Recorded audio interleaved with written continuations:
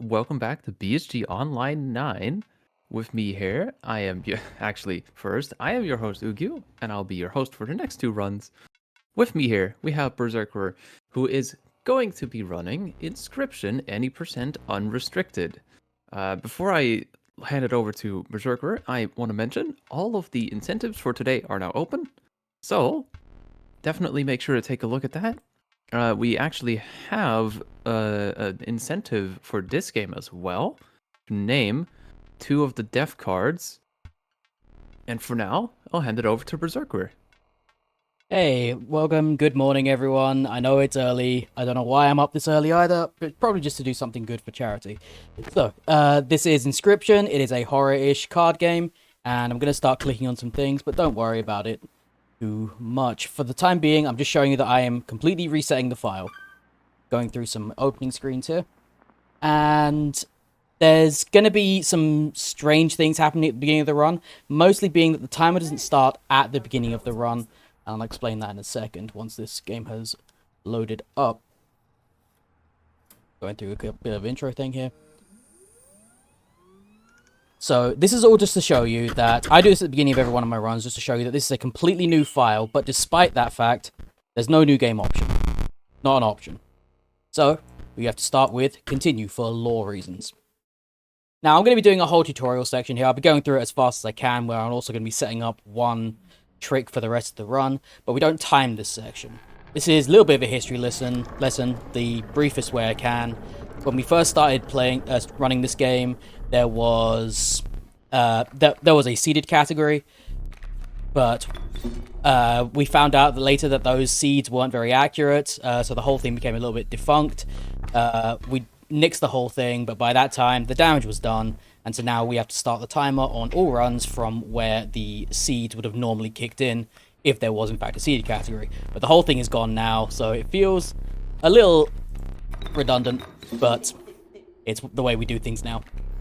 The first thing I'm doing here is I'm setting up a glitch during this tutorial section for a thing called boulder sack glitch later on, which allows us to lose a fight several turns faster than we would normally be able to do.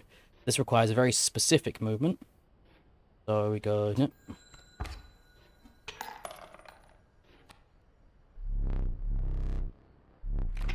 Okay, I got it. Those two things at the side of the screen aren't meant to be there. So, the timer will be starting very, very soon. Timer will be starting in 3, 2, 1, go. So the first part of the run is just trying to get through this somewhat scripted section as quickly as possible. First thing we're going to be doing is setting up a bunch of stuff to make the rather heavy amount of RNG in this game skew slightly in our favor. These include setting up the death cards, and also... Oh, hang on, need to concentrate on this. Get rid of some of these chatting out the way. There we go, I finally managed to not mess that trick up at a marathon, so go me. We'll be setting up a thing called a death card, and we'll be multiple death cards, and we'll be setting up a totem which will buff all of our squirrels with a particular power depending on what we find. Until then, canonically we have to lose the game multiple times in order for it to move on to later acts. So, in the meantime, we want to set up as much as we can to skew the RNG as much in our favor as we can, so when we do finally win, it's much easier. And we've also got to do several puzzle elements from around the cabin at the same time. I'm flying through a lot of things very, very quickly here, because I don't really need to explain all these points individually, just know that these all skew the RNG in our favor just a little bit. Because the RNG of this game can be savage, frankly, at times. Okay, you might also notice I'm clicking very, very quickly. That's because by the actual rules of the category, I don't have... that's not free real estate. We don't have to actually manually click. We all decided as a community that we can use a key binding on joystick keys to bind the progress button to auto fire. That way it just staves off RSI and carpal tunnel and things and the like, because otherwise there would be a lot of clicking. I said that's not free real estate there because there's a completely random time save there. It's only a few seconds, but if you don't draw that stoat, you can do things a bit faster. That's only a few seconds, so it's fine. Okay, so now we're actually coming through here to the first death card already. Like, the death cards are actually very early in the run, so not a lot of time to get in the notifications, to get in the incentives, unfortunately. So that's not actually great RNG there. We want these cards to lay out in a very particular order. Okay, so because that was so fast, I'm assuming we don't have a name for the first death card. We do have names for the death cards. Oh, actually. okay. That's actually surprising. All right, what is it? First Would death you like card. me to close the incentive? Because we have 2 names. Okay, well, I need the first name now, and then we can do the next name. The next game is in, name is in like 3 minutes. So, yeah, close the incentive now. Yeah, okay. The first name for the death card will be BSG Pog. BSG, like that, with 2 words? BSG Pog, 2 words? Yeah. Yep. Yes, Okay, correct. cool. So, those cards may actually show up through multiple times throughout the rest of the run. They may not show up, but they probably will. And if they do, that particular card we got is actually very powerful. So we want that card to show up as much as we can. Now here, there is a safety strat here, using these items. Technically, it is faster not to use those items, but for marathon purposes, I'm going to use them. And we need that to maximize our chance of getting the items we actually want later to set up a manipulation. It's obviously much slower to use those items, but it is also much, much safer. Even the world record run uses one of those items just through sheer safety. At this point, the man that we're playing against, Leshy, he's like, oh no, I forgot a very important thing. So that gives him a chance to stand up again and go around the cabin and do some more puzzles and animation things, which includes talking to this chatty Cathy. The Stink Bug is not our favorite character, not a particularly powerful card, but we can't avoid taking it. That's always a cockroach, so we always take that. Again, for safety purposes, and you'll see why in a minute. So now we're doing a thing called totem setup. Okay, we got one of the items, that's good. Oh, we actually got the better item, nice. So, totem setup is, there's a thing you can get in this game called a totem, which buffs a particular type of card that you have, based on how you build the totem. And the types of effects that it can have are based on the cards that you use throughout the run itself. Now, we want to do this as quickly as possible, so we can actually get this fight lost ASAP and set up manipulation for it at the same time. So we managed to lose. That was actually a very, very fast fight. So that was actually really good RNG for that. That fight can be savagely long and have incredibly bad RNG and end with you not being able to build the totem that you want. There is actually a very small chance at a couple points in this run that the whole run is scuffed and I have to use a save file as a backup. Hopefully that won't happen, but the chance is always there, and I have had to reset a lot of runs to that over the years, being a bit of reset hell. Oh, that was actually the good RNG, but I did it wrong. So, what is the second death card name, please? Alright, the second death card name is, coincidentally, not BSG Pog. Not BSG Pog. You know what? Those 2 cards actually worked out quite well, because the second card is terrible. I will not be picking it up if I can avoid it. Perfect. So that actually worked out incredibly well. Okay, now we're actually at the point of the game where losing is now bad. We've lost as much as we can for the time being, and now we actually get to win. First thing we do is come here, and there's a particular card we want to see, again for RNG purposes, but I almost never get it. Oh, we actually got it. Okay, that's the pronghorn. The RNG on this run is actually kind of insane. So now we want to stand up before getting to that, and we come over here and do some puzzles. These puzzles are always the same, but they can be a little bit finicky and not behave sometimes. So you have to be very careful as you click them. And we only want to take the things out of the bottom drawers, because those are both required for progression and give us the head part of the totem we are about to build.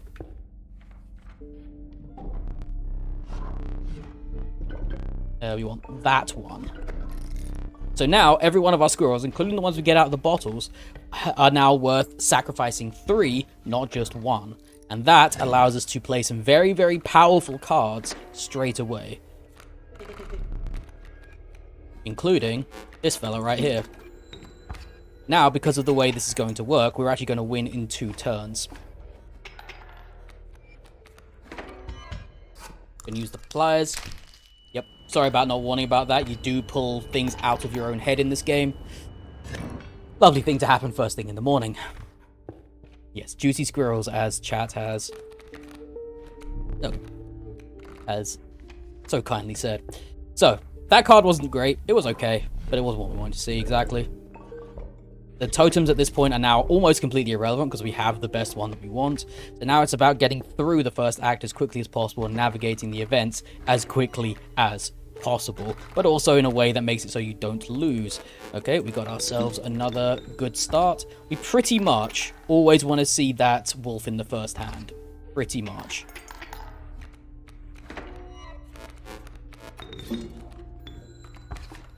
Unfortunately, this was a little bit slow because I should have used a squirrel in the last turn, but didn't. In fact, I'm actually going to restart this fight, because that could have gone a lot better. I'll do it now, but if I use the squirrel in this fight as well, then I can play the pronghorn on turn 1 and do 5 damage. The goal is to do 1-turn kills in as many fights as possible. That's not always possible, but in this particular occasion, it is.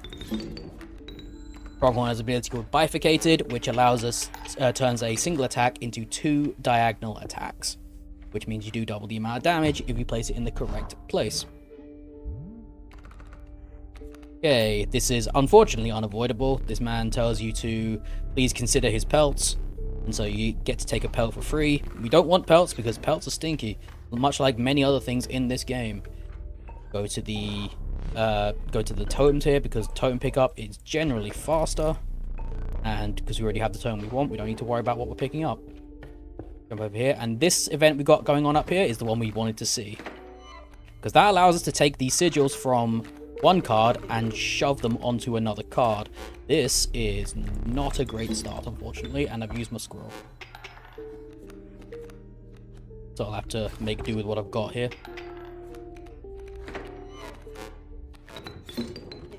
And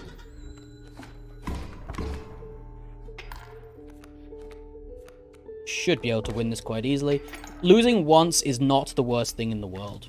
And that was the pelt. There you go. That's the reason you don't want that pelt.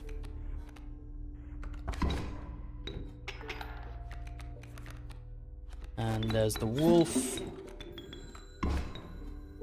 So a very slow fight, unfortunately, is going to eat into my time somewhat, but a lesser known thing in this game, you can get the opponent to concede if they know for a fact they're going to lose. And having less you concede is a bit of a mark of dishonor. Ooh, nice. Because it means you're just going very, very slow, unfortunately. But there wasn't really a whole lot we could do about that one. Okay, so now we're going to set up a 1-turn kill. We're going to take the sigils off of the pronghorn and stick them to the wolf. This now turns that wolf from a single attack for 3 damage to a double attack for 6 damage. Meaning that if you do it on the first turn of any fight, you tip the scales all the way in your favor against him and you win straight away. So now the ideal draw is always going to be wolf win. That's going to be the ideal draw, and it won't always work out that way. We'll see. There's also a trick I could potentially do here. Let's give it a go. Oops, not you. I actually can do it if I go...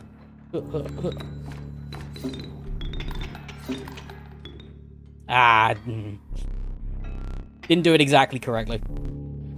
Played that a little bit too early. If I played that a little bit later, then I could have potentially gotten that down without having to actually play... without being hit by a gold nugget. Unfortunate, but it is a more difficult trick than it looks. This is going to be, unfortunately, another very slow fight, but there's not a lot we can do about that. Bonk.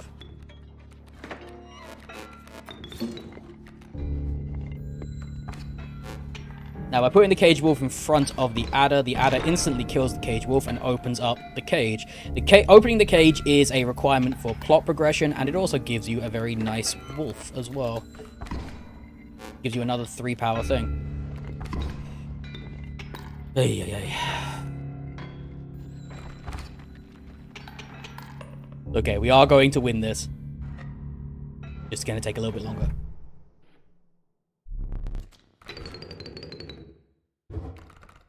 And we get to our first rare card draw. There's a couple of things we would like to see here, and none of those are it. We would normally take the long elk, but the reason for that is there's an exploit you can set up for later in the game, which requires a thing with death touch and the stoat. We're going to go to the right here, which allows you to basically skip the last fight of the game without actually skipping it. Oh, look, black goat and a black goat, Dirk. Well, how about that? Which is good because we can actually set that up right now by taking this adder and sticking to this stoat.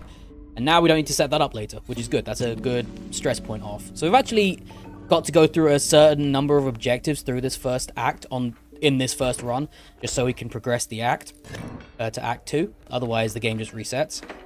And we actually have the vast majority of them done already. So as you can see, ideal draw, squirrel, wolf, win. And that was a totem fight. These totem fights can be really, really mean. And I mean really mean. I'm going to go this way so we can get some items, because we've been without items for too long, and it's scary without items. I've got to take the mantis, I'm sorry. As much as I would have loved to take not BSG, Pog, I had to go with the items on that one. He says as he gets... Oh, okay, we're good. He gonna say very mediocre items, but no, the fans is good. Okay, not a tremendously good starting hand. Let's see what we can do with this.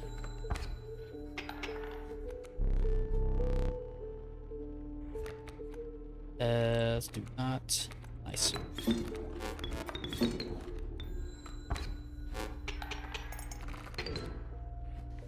Okay, that could have gone a lot worse than it did, but it paid off because I drew the wolf. All bad. All of them are bad. All of those are very bad cards. Okay. Oh, we've got more items. How about that? I guess we'll take another black goat. Not that we particularly need it. But hey, as I saw in the last fight, it does sometimes work. Now, getting our bifurcated wolf in this fight isn't actually going to be all that helpful because of the layout of these stumps. Okay.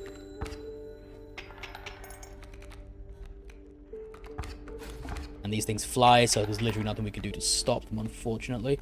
Let's take you. Okay. Yeah, okay. Damage carries over. Again, nothing I can really do to block these. Should be okay. This can block. 4 damage. Taking... Actually, no, I'm not going to take any damage this time. Flips, do that, and win. Every time they do a damage against you, it's one more damage you got to do to them, unfortunately. Lewis. I guess I'll take the adder for absolute emergency backup there. Also, it was the only real card worth taking. Okay, now we're going to make ourselves another one-turn kill. So we grab this mantis and this other wolf that we picked up out of the cage. Now we have 2 one-turn kills. Again, assuming the enemy layout is okay. Second boss, Angler. Probably the easiest boss of Act 1. Just because by the time you get here, you've usually got quite the setup, so you can just win. And I've got the items to help as well. So ideally, we want one of our bifurcated things here. Which we did not get. How helpful. We're going to put you there, you there.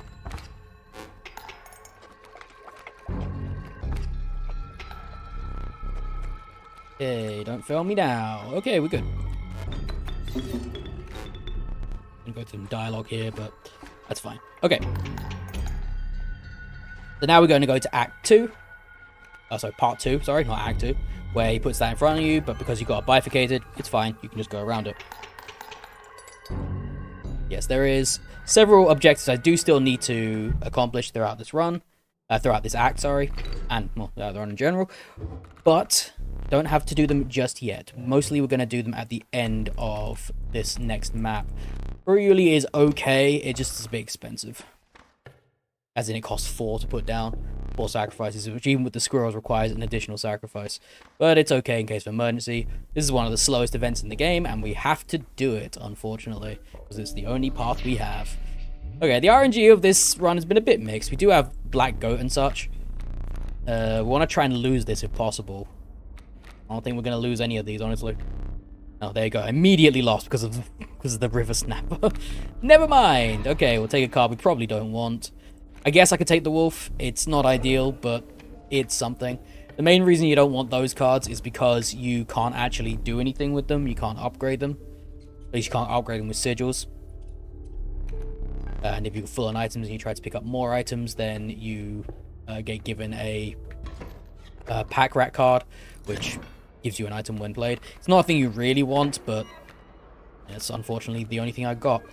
To that effect, I'm actually going to use my black goat bottle, and so I can leave an item slot open. Yeah, I do wonder how many of my initial hands are going to be ruined by that river snapper. We'll see. Because the game doesn't actually draw cards randomly, and this will become more apparent in Act 2. But it tries to give you a hand that is playable on turn 1 as best it can. And so that usually means that you draw a selection of... Where is it? There it is. Blind. Usually it involves giving you a selection of low and high cost cards. And usually it involves trying to give you something with a sigil on them as well. And well, didn't on this occasion because it just wanted to prove me wrong, I guess. Based on what I'm fighting here, this actually might be a lost fight. I might not have a choice but to throw this fight, just for the sake of speed. We'll have to see. Okay. Skip one turn here.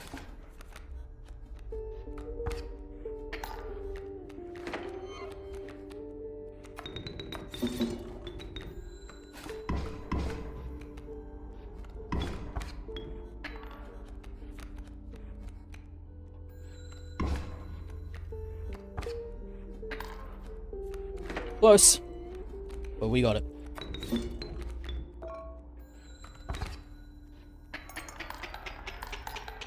And that's why Ryuli's still okay. Whew, that was a bit close. RNG of this can be a little bit nerve-wracking, but we're good, we're fine. Okay, this is a how much you want to pay for a thing. Just get a high-cost card because we've got squirrels, so we can take all the high-cost cards. And the great white is not...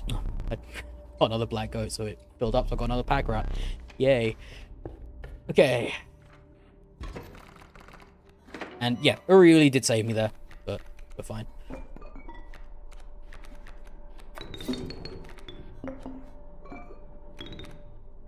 We're just gonna do this. Oh, that's terrible. Alright, never mind. Again, this is another fight I might have to throw. Ideally not, of course, but might not have a choice in the matter. We're going to try and win. Long man's always great, blocking you. Yeah, this is one of those, just because the way the fight is going, I may not have a choice. In fact, I'm pretty sure I just lost. No, not yet, but I'm about to. Unfortunate.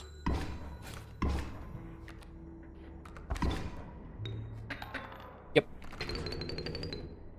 Tried as hard as I might. I could have used my items on that one, but honestly it wasn't worth it. Then I can still use them for the upcoming boss, which is much harder to do without items. I don't need that many black goats, thanks. Alright, now we're just kind of trying to get rid of stuff at this point. Have anything else that's bifurcated? Okay, let's get rid of... Let's make a stinky black goat, why not? Terrible, but it's fine. We'll work with it, we'll work with what we got. Now we have to actually stand up, we're not being forced to progress the final objective for this. Well, second to last objective of it. Go and get that knife, and that's very important for plot progression reasons, because if you don't have the knife, you can't stab your own eye out, which is required for this next section of the game. So a bit of a trigger warning, I suppose, for those who don't like eye things. I am about to stab myself in the face. Okay, that's a less than good starting hand, so we're using the knife in round 1. Technically, that's the 3rd black goat, because I also got the one in the start as well. Game was like, oh, you want black goat? I'll give you all the black goats. Thanks, game.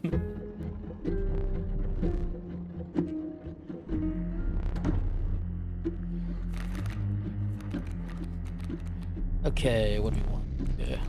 Take you. And then we can just play you there. And grab the fan out of the darkness. That's 5 damage. And we win. And now you see why I didn't want to use my items on that previous fight before. So here, not only do we get a rare card, which, hey, that's actually useful, but we also get a brand new eye. And we just push that in where the other one was. Oh, hey, a clue. What is this?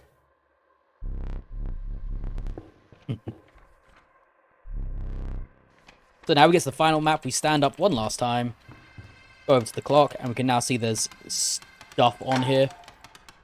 We put in some very specific times, which opens up a ring, and the final character card we have. You can technically do this at any time after using the knife. I'm going to go grab an item, scroll, and that, and move on to the final boss of Act 1.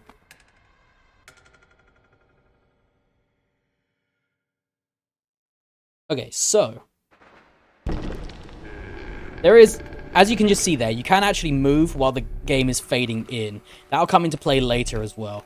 And I'll explain a bit more later because I'll have time to do it later. Here, the game offers you potential for 2 fairly large buffs based on the things you picked out of the... based on the things that might be in your deck, sorry. And I'm trying to just skew things in my favor as much as possible. Oh, hey, pack rat's actually coming in useful, counting as rare cards for me.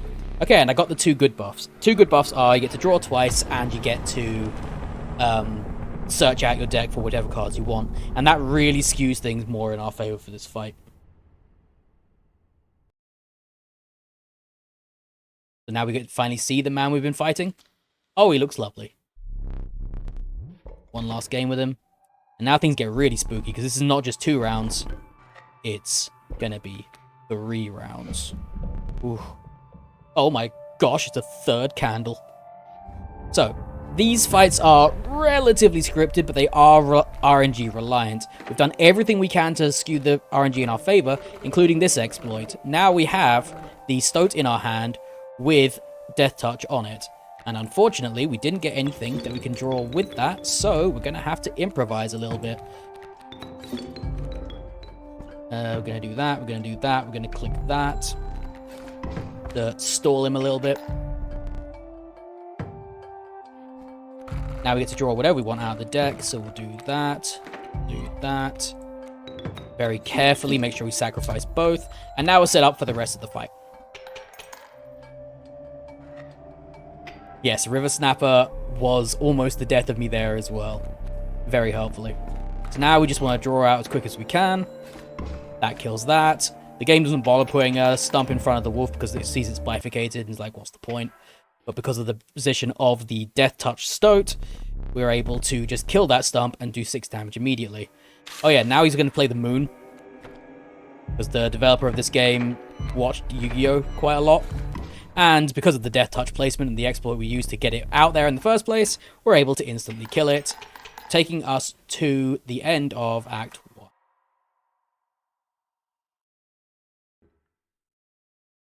And there is a warning, there is an oop incoming. Oh my, I think I just beat him! So, yeah, this is totally the end of the game. I saved about, 45 minutes from my run here. So thank you guys very much for watching, and, what's this? What is this, lore? No, we don't want to watch lore. Lore is slow. Oh, okay, we'll carry on playing then. So this next bit is going to be a little bit about cursor placement. I want to make sure we placing the cursor in the correct place to pick up this camera on the first available frame. Then we snugly nestle our cursor in the man's bosom. We take a picture of him, blast into the wall, and then the very second we're allowed to move, we go over here, we grab the new game button, we quit out to the menu, and then we start the game, a new game, and now we're in Act 2. Act 2 is a fair amount of glitches, which I will be trying to show off here, but for the most part, it is a relatively scripted, rooted endeavor. We're going to go through the lore here. In the beginning, there were scribes. They made cards, and the world was at peace. And then your job here is to come and upset the apple cart and replace one of the scribes. It's a very deep and meaningful game. But yeah, there's going to be a couple of glitches on display here, but for the most part, everything I'm doing is going to be set on a particular particular path. I'm going to be trying to do things in a very certain order, just so I can try and get through this ASAP. This is going to be reliant on one very large choke point of RNG, which you'll see in a minute. Sorry, I just completed a deck build while the camera was transitioning. Don't mind that. Pick up this clover for safety purposes because it allows you to mulligan your first hand every fight. Now, in this first chest, we're looking for a particular card called the Bone Heap. And we did get it. Okay, nice. That has actually cut down the time of the run by about 2 minutes because we now no longer have to go and buy the thing.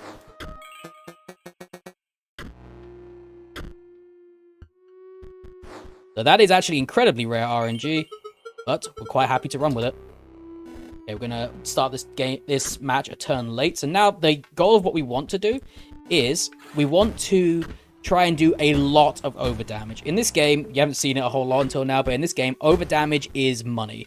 If you can do enough overdamage, you build up a cache of money, and you can use that to buy various things. In Act 1, it's pelts. In Act 2, it's cards. However, most of the time you don't want to do that because it's slow.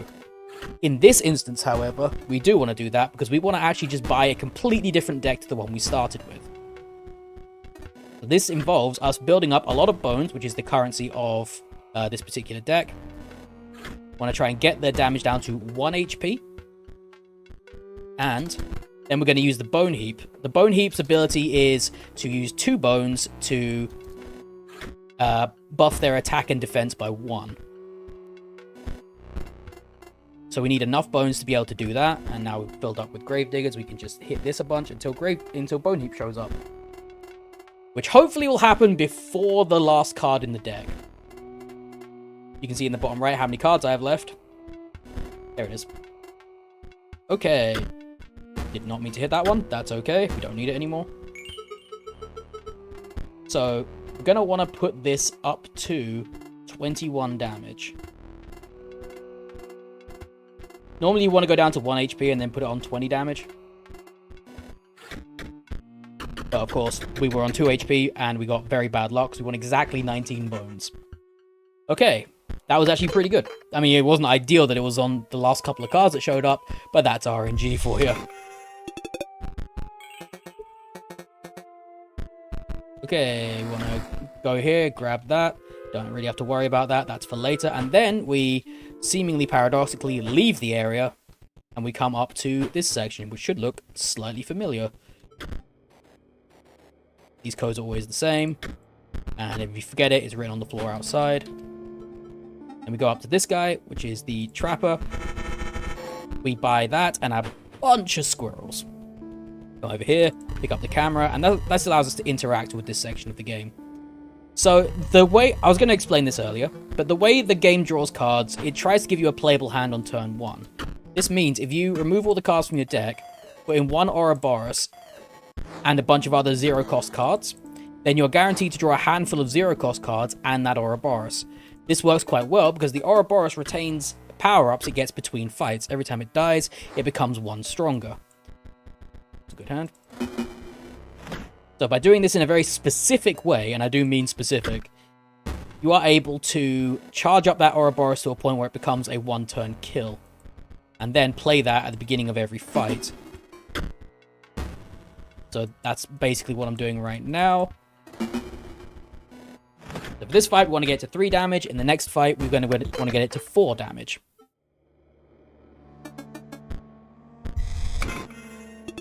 Now let's see if I can hit a bucket here without accidentally walking behind it. Hey, I did it. I can never do that. Always accidentally walk into that bucket. And we want to place that there as bait. Take a picture of the fish, because now we've effectively caught a fish on camera. We also saw the dog earlier, which we were able to hand to the prospector, which I didn't actually mention. Oh look, we've got a fresh fish. Now we fight the fisherman. This is the one fight where your opening hand doesn't really matter, but the RNG we want... yeah. Got we confused. The RNG we want in most fights is going to be at least 1 skeleton. So now we kill that, replay it, and we now know we've got exactly 4 damage left, so we can avoid over damage. We now no longer ever want to get over damage, which is why we do things in a very specific order to avoid over damage, because over damage is slow. Over damage is capitalism. Capitalism is slow. Oh yeah. I'm not entirely sure, but I believe this hurts the rabbit. Oh, never mind. Ignore that. Take a picture of a very much still alive and napping rabbit, because that's the other thing this game hates. And we go show it to the trader, who then becomes the trapper, and was like, oh hey, I smell a still living rabbit. And then picks a fight with us for some reason. But it's okay. At this point, we can one-turn kill him, as long as we get at least a skeleton in first hand. Gives us some cards that we're definitely going to use. And we come out here and... fight Leshy. This is another very specifically ordered fight. Again, we got the skeleton, so that's fine. Want to put the Ouroboros there and the skeleton there. That gets us through round 1, but we've still got some scary stuff on the field. The mechanic of this fight is the picture taking. And normally it would take stats of one thing and stats of another thing. But if only one thing has died, it just takes the stats of both of those things to give you a handful of those cards. So we just fill all this up. And now we hit him one more time, 5 damage, and that is the first boss of Act 2 done.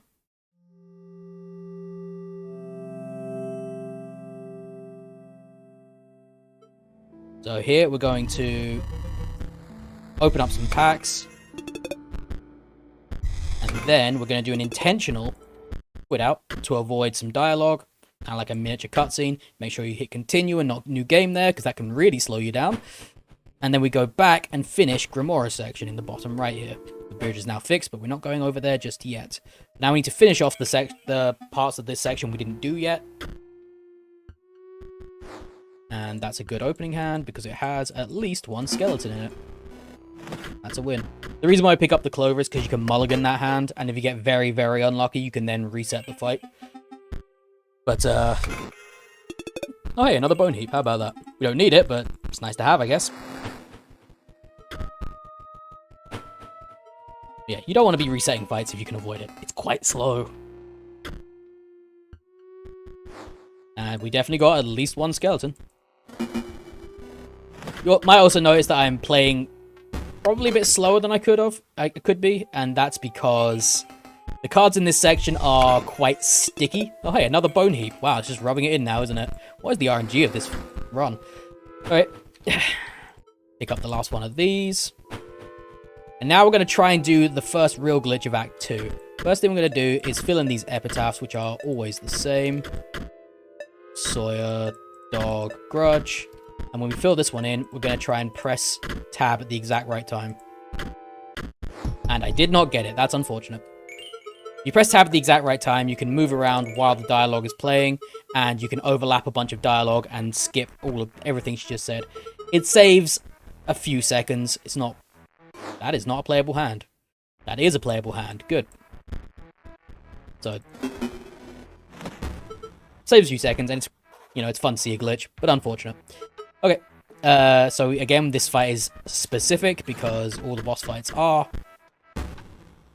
Oh yeah, bad word incoming. Shield your ears if it's too early in the morning for that. Oh, fuck. Sorry, couldn't be helped. Okay, and now we want to try and avoid playing this fella, because if that guy dies, it'll increase the power of that. So we want that to be exactly 5 damage. Because now every fight in the game is essentially going to be play Ouroboros, win. Okay, we're going to try for another glitch here.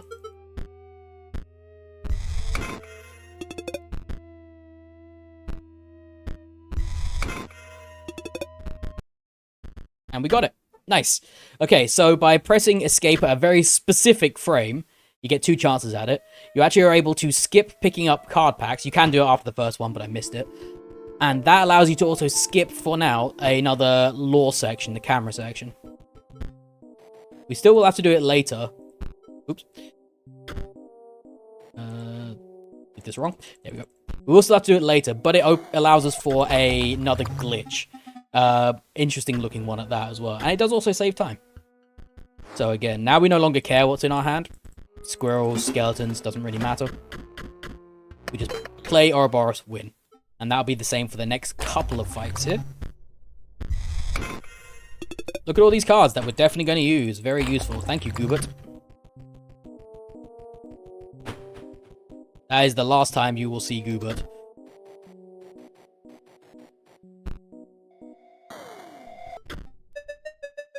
And we fight. These are the Magnificus's students, by the way. And he treats them very nicely and definitely according to collegiate best practices, I'm sure. Okay, grab the pack from here. And now here's a big question for chat. Are you ready to be stimulated? Because I'm about to show you someone who craves stimulation.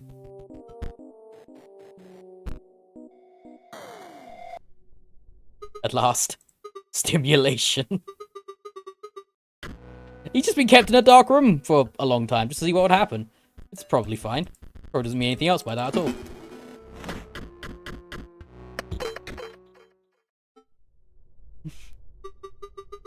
Okay, and get our final pack of this section.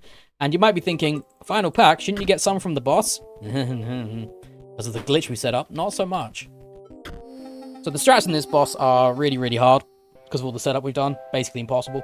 Not sure how I'm going to manage it, honestly, in front of people. But the idea of what we want here is we're going to draw a regular hand, and every single time the cards are going to get painted. Now, what we want to see is draw nothing but squirrels, and we want none of the painted symbols on them to be rabbits, to be buns. So all squirrels, no buns. Squirrel, no bun, not squirrel, so we have to bleach it first, unfortunately, which takes time, but still no bun. No bun. And okay, we did not get bunned. That's because the game applies random effects to your cards. Oh, and the strats for this fight, by the way, is don't put the Ouroboros in front of this guy. And secret backdoor bun. Ah, we got a bun! That's fine, that doesn't actually affect the time at all. And the rabbit actually takes extra time because you then have to draw a rabbit, and then that rabbit has to get painted. So we don't want to see buns there. We do not like buns in this run. And then this plays here, because we delayed it earlier. It's not supposed to play here, and the game doesn't like it when it plays here. Yeah, the worst case scenario of that section is every single one of them has the rabbit sigil, and you waste a solid 20 to 30 seconds just waiting for all those extra animations. It's awful, especially when you're on PB pace.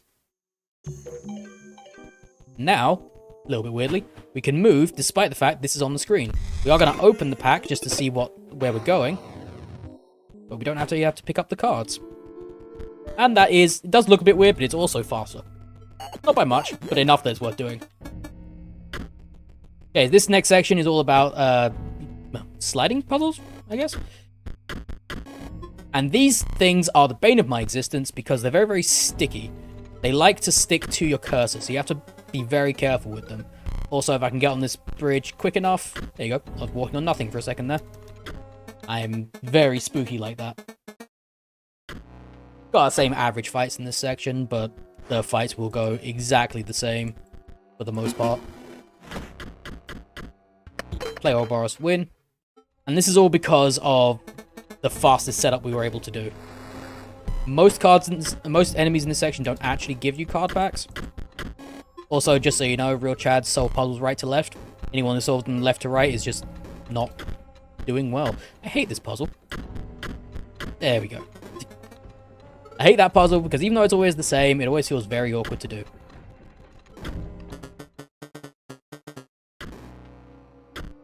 Okay, fight this guy. You guys know the strategy by now. Ouroboros win. And a tiny time save here. We have to do both of these puzzles in the next section here, but you want to do the bottom one first. Not because it's particularly any easier, they're both about the same. It's just by doing the top one second, you're able to stand on the door as it's opening. Okay, not a huge time save, but enough that it's worth doing. And this is now the hardest fight in the entire game. I'm gonna have to stay quiet for a moment.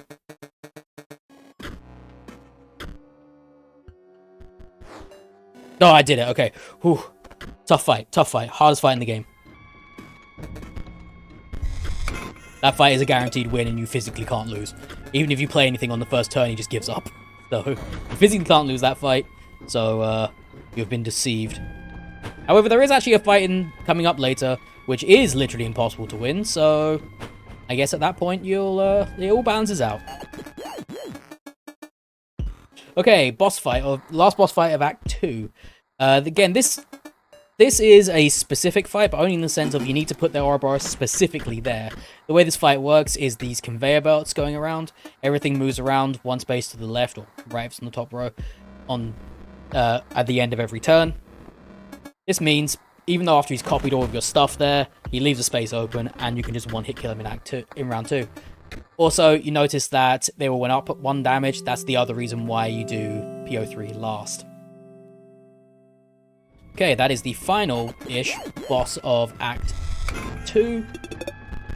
We could also skip out during these cards as well to the menu, but there's no point. We're basically done here now, and it would actually be slower.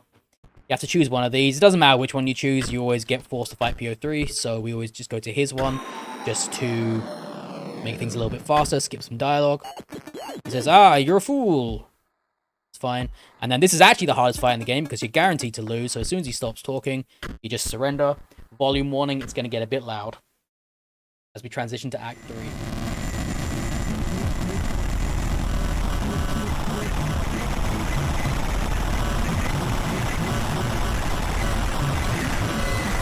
I would talk during this section, but there's no point. Can you even hear me?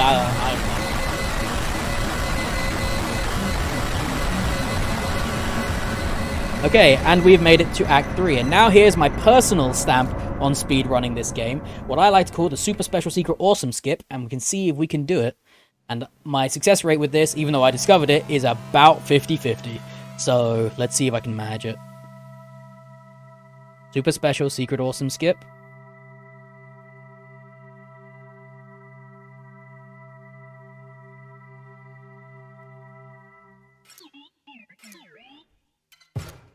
I did it! Yes! I was able to move to that next screen before the dialogue was finished, and that saved us a dramatic 0.3 seconds. Oh, time save.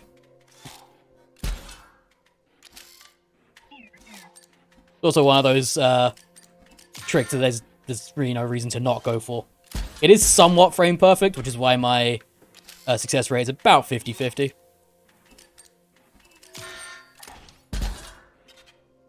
Okay, so now we're doing what I and some other people in the community very cheerfully call the Boring 4. The Boring 4 is the first 4 fights of Act 3, which you kind of just have to get through. And as a result of that, it's a little boring. It's a little boring by comparison. You'll see exactly what I mean momentarily. Once again, we want to try and not do over damage, but sometimes it is unavoidable due to the RNG of this. And you can see why you want to avoid over damage. That just was all time I'm never going to get back, unfortunately. There's also a very specific path to take through Act 3, and you'll be seeing a lot of that going on. This is by far and away the most complicated and visually interesting part of the entire run. Okay, want to try and defend. The Boring 4 strategy is always pretty much the same. It's defend until you actually are in a position to win the fight. No point in me playing anything else because it's all going to die now. Okay, we're going to take this, put that there, put that there.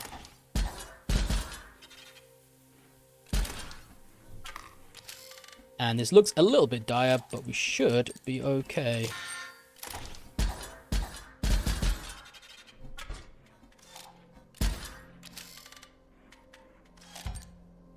And we're going to break that, put that there. Perfect damage, no over damage. Moving on. You might also notice that we are avoiding all the power-ups and stuff. That's not just because we're flexing, it's because upgrades are slow. We don't want to take upgrades. And, you know, if only there was a way we could use them faster.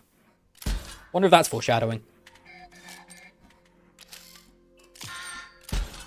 Utter Death Simulator, no idea what you're talking about.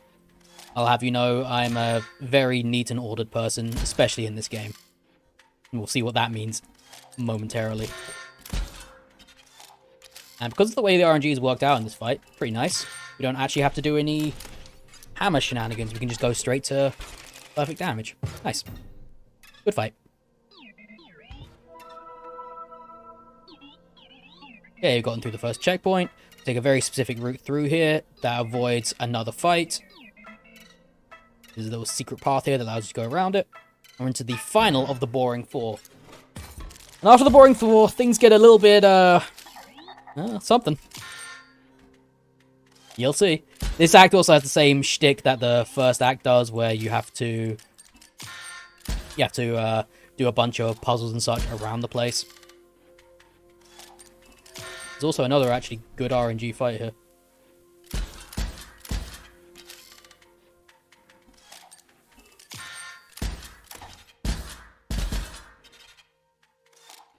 As we put that down, I'm going to do 1 over damage, but still good RNG.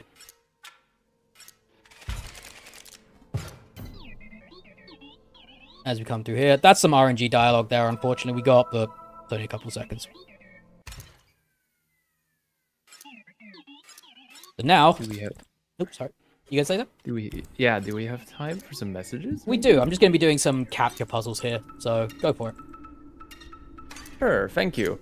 I just wanted to remind everyone that we are the Benelux Speedrunner Gathering, and we're raising money for Mind, a nationwide organization committed to preventing mental health issues and to support everyone who's dealing with mental health issues themselves or within their family. So remember, all your donations will go to Mind. And also, we have some bid wars open, including Super Mario Odyssey doing a very extremely difficult Superstar Mode Dark Side, so definitely take a look at the incentives to see where you can put those donations to. Okay. And with that, back to you. Okay, so things are going to get a bit weird. I just wanted to make sure you were done talking before I do that. Fortunate. Okay. So you're not really supposed to be able to do this. You can stack things on top of each other in this game, and if you manage to do it correctly, you can do it pretty much infinitely. And why would you want to do that? And it's because by doing this, you can actually just sort of skip the fights. This is known as the fight skip glitch. Very on the nose there, I know. But by doing this, you're able to basically bust through certain fights and ignore them. But not only do you ignore them, they still technically exist behind the events that you're doing. So you can also use them to go through other events. This part of the game gets very, very messy and hard to follow. So you'll be forgiven for not being able to necessarily follow it 100%. But just so you know, everything I'm doing, it does make an amount of sense if you understand what's going on.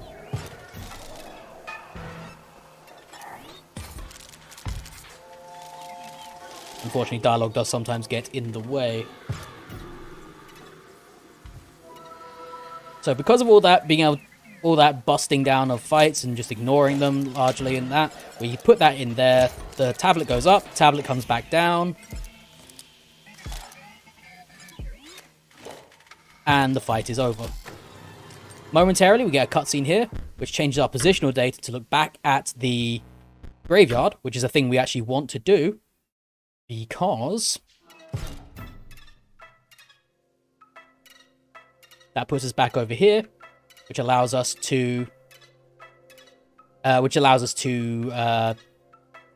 go back to the graveyard and start the section over. Now, unfortunately, might have to actually do this fight again, because I unfortunately messed up the first of the glitches. So we're actually going to have to do this fight, which is not ideal. It's been so long since I've actually had to do this fight. Let's see if I remember how to do it.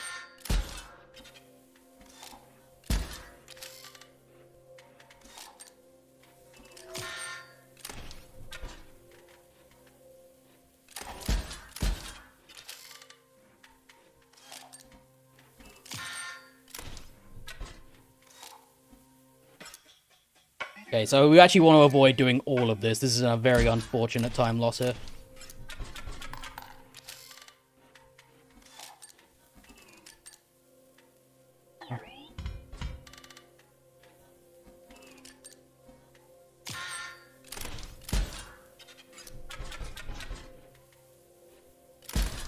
Yeah. Unfortunately, I may have to start Act 3 again. Let me see if I can salvage this.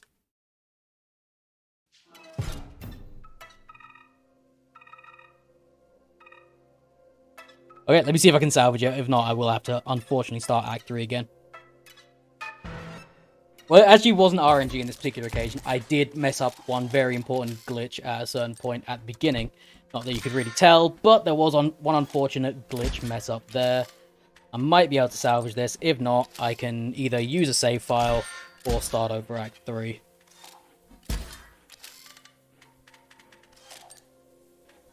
So, what I'm trying to do here is a variation of the Boring 4, where I try to essentially defend until I can't defend no more. But it's not really working out all that well.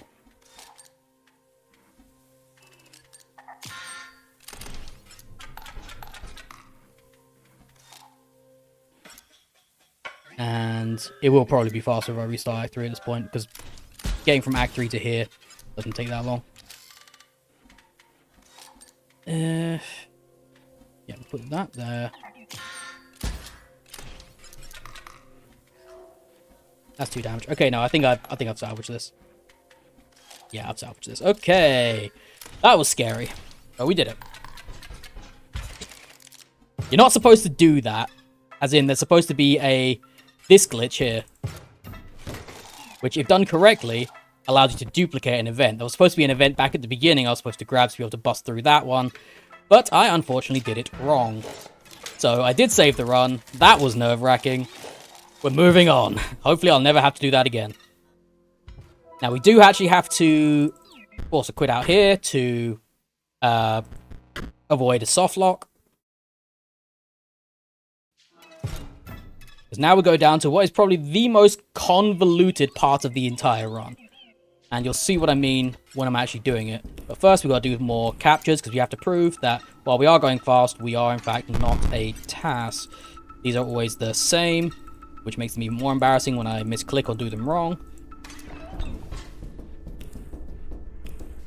And down we go. That adds another thingy which allows us to gemify our cards. We want to change the symbols on those 3, just again to put it more in our favor. And we do more fight skips. Grab this. Want to play animations on top of each other as much as we can. Okay.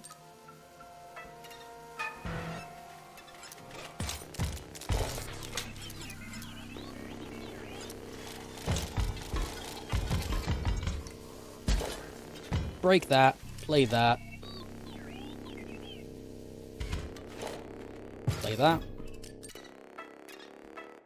Go up here, grab this again.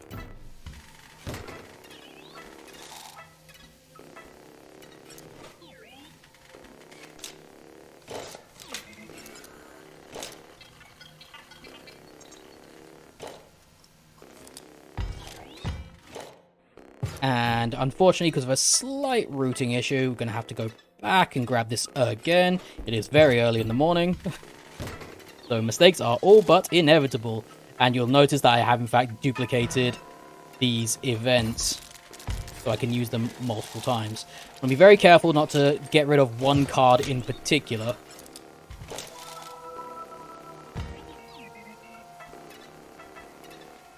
Oops. Back up we go. So while that event's going off, we move, we start the fight. We play this card. Then we got that, we got that, we got that. Okay, cool. And so we grab this. And then we're actually playing the fight that's behind the tablet in front of us. That's important because we want to be able to do this and then move into the next fight and win the fight before the fight starts, leaving us with one event left over outside. So then we can play this, go into the next boss fight, start the event, and then it's just a matter of waiting for the event to be over. That is the most convoluted part of the run, and I had to improvise a little bit. But we got through it. It's fine. So we don't want to teleport back to the graveyard this time. We want to stay in place, because in place we've got the things we need. We want to stand up, sit down, do another quit out to avoid soft locking. Every so often you have to do that to reset the table. Stand up, sit down, grab this event. The standing up and sitting down is actually important to trick the game into thinking you can move around at the same time. We come back over here. Just gonna wait for that to stop moving for sake of safety. Grab this event. Come back up here. Grab that event.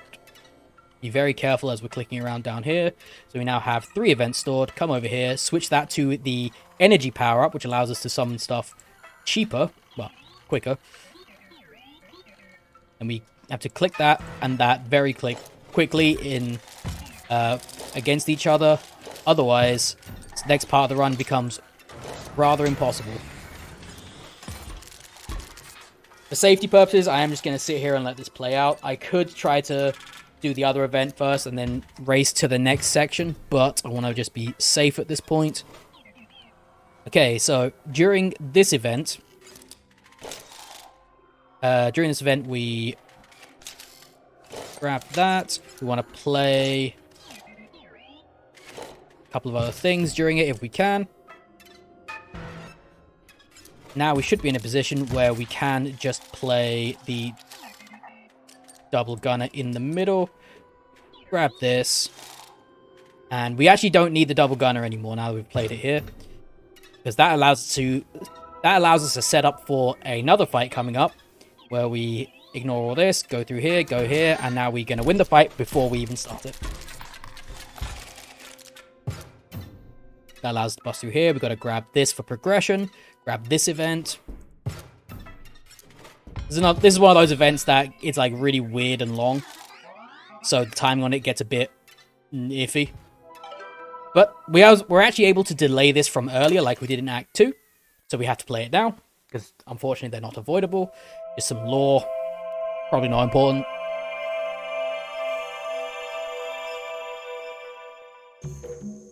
Loads the memory card. And don't need that. We activate that, go through to the next boss fight, and then by the time the boss fight has started, the event has gone off, event ends, boss fight complete. Again, we don't want to teleport back to the graveyard just yet. Want to stand up, and we can actually carry on from here. For some reason, it won't soft lock from here. We're not entirely sure why.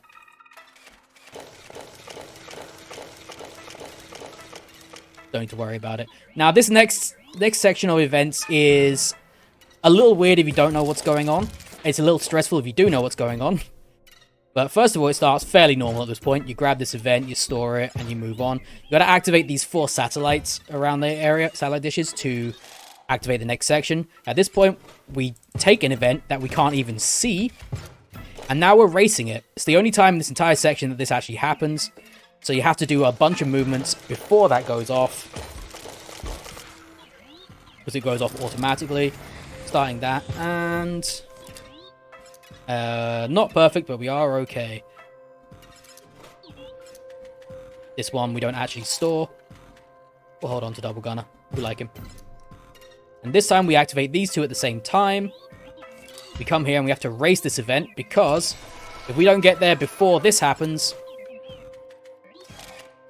then you actually get stuck there. So that one's probably the most stressful part of the run, just making sure you put those inputs correctly. But it's not too difficult. Okay, bye, Double Gunner. Okay, we do one more dupe here. Grab that to go through this fight. And we've got one more event storage that we'll need to do. As we bring it through here, we grab this card, and then we do a very, very specific movement here to do that, and then that. That event is quite fast. If you don't do that, you lose, but we win in this instance. This time we do want to teleport back, because this way we can avoid a bunch of dialogue. There's normally a whole section where you're walking up and you get screen by screen dialogue. You actually can avoid most of that by just teleporting back here. And this brings us through to the end of Act 3. Very spooky lore stuff. PO3, the computer guy here, is saying how he's evil, he's going to upload all himself to the internet and be a supreme god, as well as a bunch of other stuff. So you can see him uploading himself, but unfortunately, due to the interference of others, he is unable to get past 69%. He never quite gets to 69%, unfortunately. Little fun fact, the IL for this run actually finishes when you hear the splash on screen. But we are going to be going on much longer. Unfortunately, it's not very nice because the man never gets to 69%.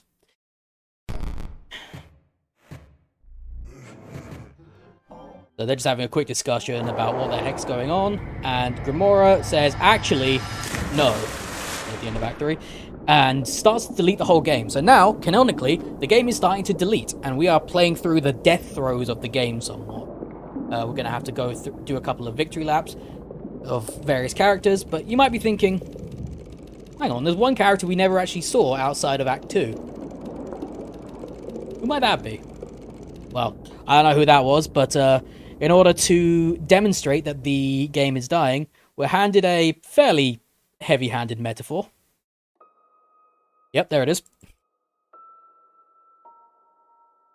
As we build the epitaph of the game and the players, etc., etc. And then we go through to this next section, which is actually a very interesting section, but we don't stay on it very long. Because much like the rest of the game, it is much faster to lose. There's another personal stamp of mine on the game. I found out it's faster if you actually fight the guy on the right. Also, heck that spider. So you want to lose this fight as soon as possible. It's a very cool section of the game, and there is a mod for it, which allows you to play a full game of this sort of style, but yeah, for the purpose of the speedrun, we just want to get through ASAP. And by that, I mean lose ASAP. So the fight is over. Game's like, oh, you lost. Well, I guess the game's getting deleted now. It will delete. She holds out her withered hand. Give it a bit of a wiggle. Moving on. Next, we're going to see, frankly, an old friend at this point.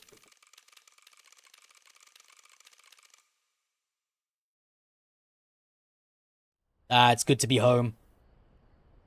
Thought we'd left this about half an hour ago. And if you keep an eagle eye out, you might actually see one of the death cards we named earlier. But it's quite unlikely, unfortunately.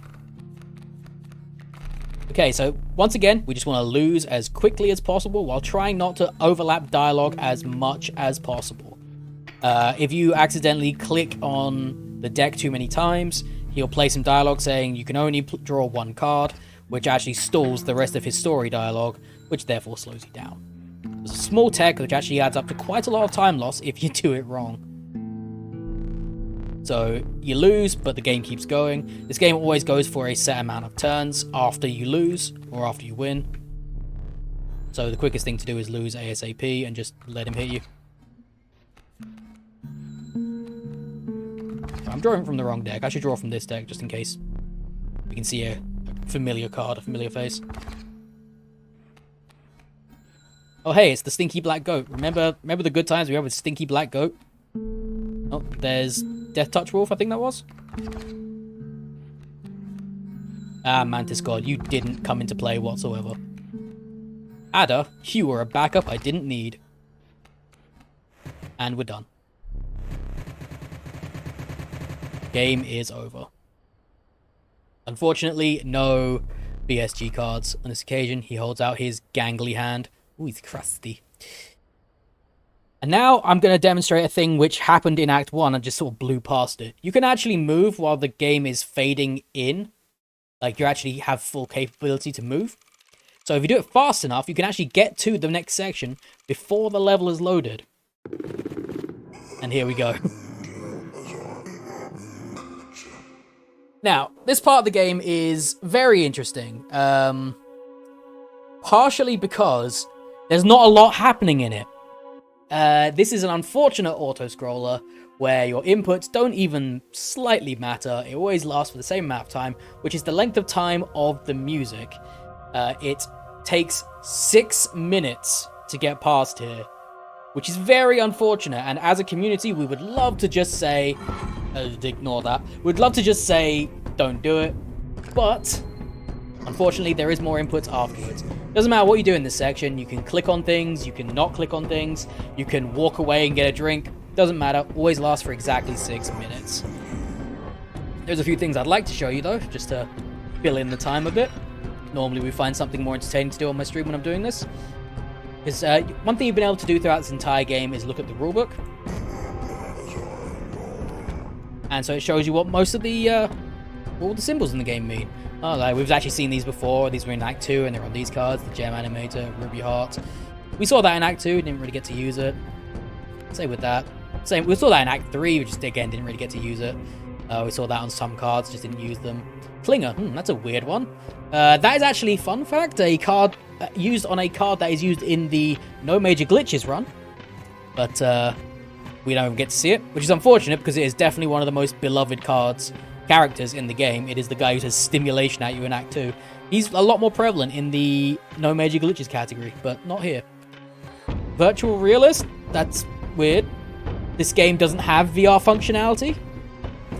We don't think it's ever going to get VR functionality, so that's a bit weird. And then, just to prove that this entire endeavor is in fact not copyright infringement, the head of a Daxio. Just because we're using a dual disc, and this area looks quite familiar, and we killed the moon earlier, does not mean that collecting the pieces of Edaxio will do anything for you. And then rabbits, we hate rabbits. Also, here is the entirety of this last 6 minutes of tech. We're about to see a thing. Ooh. Very spooky. This doesn't mean anything, by the way. This is, again, you can ignore all of this. You don't have to click through or anything like that. The entirety of the tech for this section... Also, yeah, you get a little trail on the cursor here just because of the effect. The entirety of the tech for this section, blink and you'll miss it. Done. Put the cursor in the middle of the screen. And so, now I'm going to take the opportunity to do all my shout-outs and stuff now, because we are winding down toward the end of the run. This means that we've got about 3 to 4 minutes left of the run. So, thank you guys for watching this far. I really hope you enjoyed it. I apologize for the few mistakes I did make, some of them bigger than others, but it's very early in the morning. So, you know what? I'm taking that as a general win. The fact that we managed to get through without having to use any save files is fantastic. The RNG of this game can be pretty savage at times, but by and large, it's alright. It's alright. It's alright enough for me to want to play it. I do recommend anyone playing this game casually. One of my favorite games I've ever played, and notably as I've, speedrun it so many times. Yeah, we have a Discord for this game if you are interested in speedrunning it. It's called Camworks, but you can probably just find it by looking for the speedrun.com leaderboards and get a link to it off of that. We're a very open, safe, and welcoming community. We we are very welcome to new runners, and we answer any and all questions people have, talk them through rule sets, setups, etc., etc. It's always good fun, and we love to have new people there. I myself, I'm a Twitch streamer. You can find me at twitch.tv/bersekrer, BERSEKRER. You can find me on basically all socials at that name as well. Weirdly, people don't want my name spelt my way. Works for me.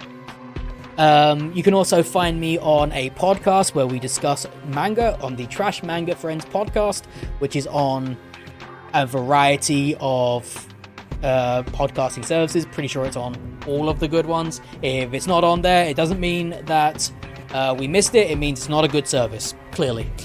That being said, we are getting down to it right now, soon-ish. So I think I've run out of things to say.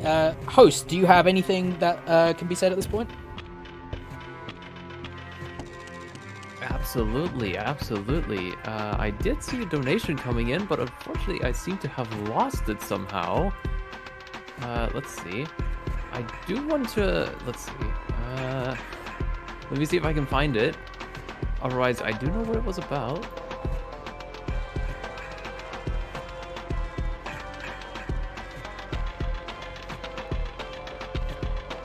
Oh dear, where did it go? Okay, well, I have it here at least. The run There we is go. coming to a close now. So, just give me a second and you can read that out. Oh, is it not? Have I mistimed it? This is in time with the music. Here we go. If you can, by the way, if anyone out there likes glitch finding or whatever and wants to tell us how to skip this 6-minute section, we would welcome it with open arms. So, game is finally deleting. Almost done here. Mans comes in for his handshake.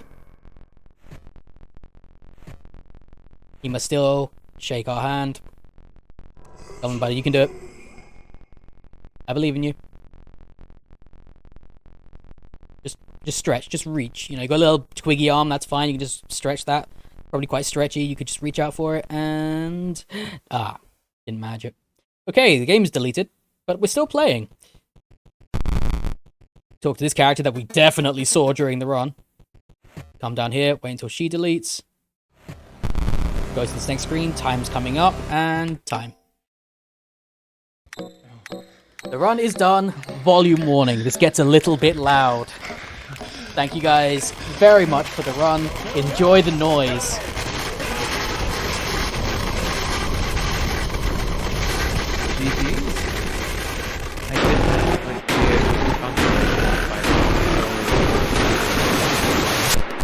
Thank you very much. Yes. I am done now, so thank you guys very much for having me, and good luck with the rest of the event. All right. Thank you, Berserker, for that really cool any percent run of Inscryption. So anyway, the donation, before we go into a quick intermission for the next run, we had 40 euros from Slazo saying, "Congratulations on the run, Berserker. You showed those scribes who's the king of games. Donation goes towards Mario Odyssey incentive." And with that, we are going into a quick intermission. After that, we'll be back with Steve TV Online running TOEM, let's see, 100%. So, we'll be right back. Thank you.